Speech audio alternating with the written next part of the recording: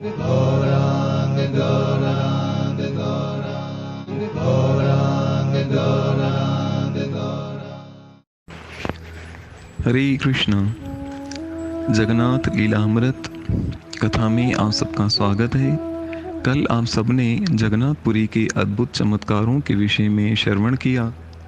आज हम चर्चा करेंगे भगवान अलारनाथ की,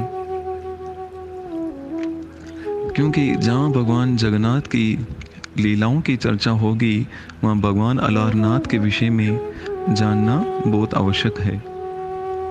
अलारनाथ जगन्नाथपुरी से 25 किलोमीटर के डिस्टेंस पर है, जिसे बिरमगिरी के नाम से भी जाना जाता है। वास्तव में अलारनाथ भगवान विष्णु का ही चतुर्भुजी स्वरूप है और बिरमगिरी इस नाम से ही आप समझ सकते हैं।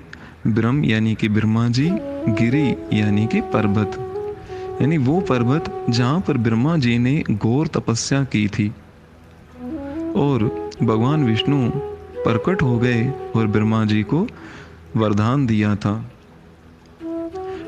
कि आपके नाम से ही इस स्थान को बिरमगिरी के नाम से जाना जाएगा।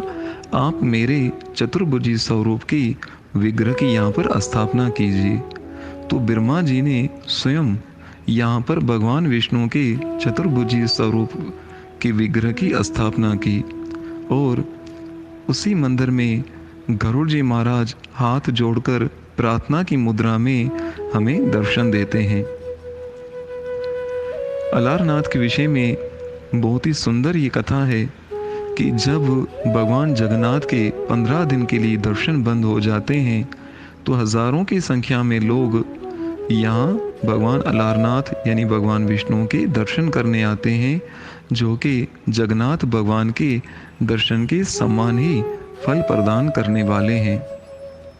इसलिए चैतन्य महाप्रभु रोज भगवान जगन्नाथ के दर्शन करते, परंतु 15 दिन जब भगवान जगन्नाथ के दर्शन नहीं कर पाते तो भगवान जगन्नाथ के वियोग को न सहन करने के कारण यहाँ अलारनाथ में समय व्यतीत करते और अलारनाथ के दर्शन करते।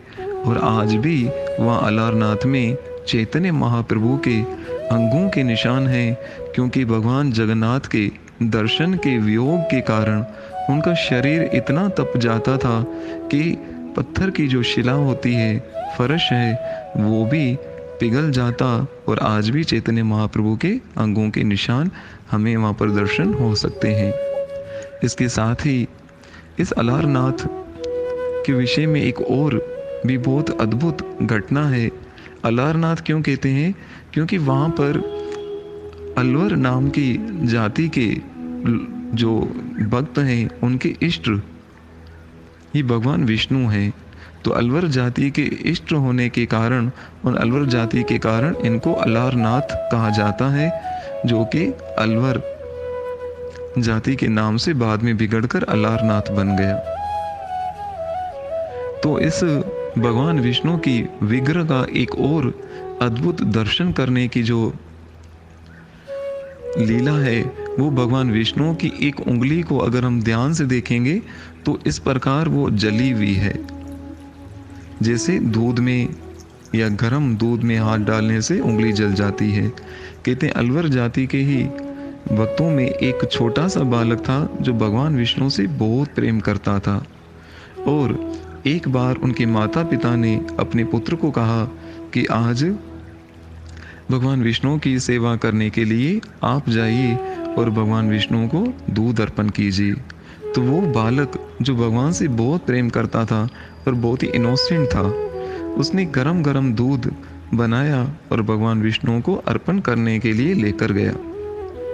अब बालक था तो उनके मन में तो यही थी कि भगवान अभी प्रकट होंगे और मेरे सामने दूध पी जाएंगे। बस वहीं पर बैठ गए और भगवान विष्णु भी इस बालक के इस इनोसेंट भाव के कारण प्रकट हो गए और बालक के सामने ही उस दूध को खाने के लिए, पीने के लिए जैसे ही अपनी उंगली उस दूध में डाली तो दूध बहुत गर्म था और उसके कारण भगवान विष्णु की वो उंगली जल गई। अर्थात भगवान विग्रह स्वरूप में, मूर्ति स्वरूप में भी हमें ये दिखाना चाहते हैं कि विग्रह स्वरूप मैंने भक्तों के लिए धारण किया है और भक्तों को दर्शन देने के लिए ये विग्रह स्वरूप धारण किया है। तो उस बालक के इस भाव को देखकर भगवान ने उस दूध को स्वीकार किया। फिर दूसरी बार जब वो खाली बर्तन लेकर बाहर आया तो माता पिता ने पूछा कि भगवान को भोग लगाया? उसने कहा हाँ। तो कहा दूध कहाँ है? वो तो सारा भगवान पी गए।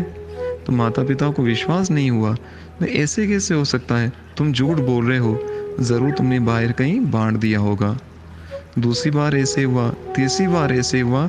तब उन्होंने कहा कि चलो हमें दिखाओ कि भगवान ने कैसे दूध पी लिया सब। तो उन्होंने वास्तव में देखा तो भगवान की हाथ की उंगली जली हुई थी। और आज भी जब हम भगवान अलारनाथ के दर्शन करने जाते हैं तो उस समय पर अगर हम पुजारी से कहेंगे तो हमें वो दर्शन करा सकता है। तो इस बात से हम ये समझ सकते हैं कि भगवान जगन्नाथ हों, चाहे बांके बिहारी हों, चाहे अलारनाथ हों, विग्रह कोई साधारण पत्थर की मूर्ति नहीं होती। ये भगवान ने हम पर कृपा करने के लिए स्वरूप धारण किया है। और इस अलारनाथ को तो चैतन्य महाप्रभु स्वयं दर्शन करने जाते कि मैं जब अलारनाथ के दर्शन करता हूँ तो मुझे अलारनाथ में भगवान जगन्नाथ ही दिखते हैं। तो इस प्रकार की अन्य लीलाओं को श्रवण करेंगे हम अगली कड़ी में। तब तक के लिए भगवान जगन्नाथ का गुणगान कीजिए और हरे कृष्ण महामंत्र का जप कीजिए। हरे कृष्ण कृष्ण कृष्ण हरे हरे, हरे राम राम राम हरे हरे।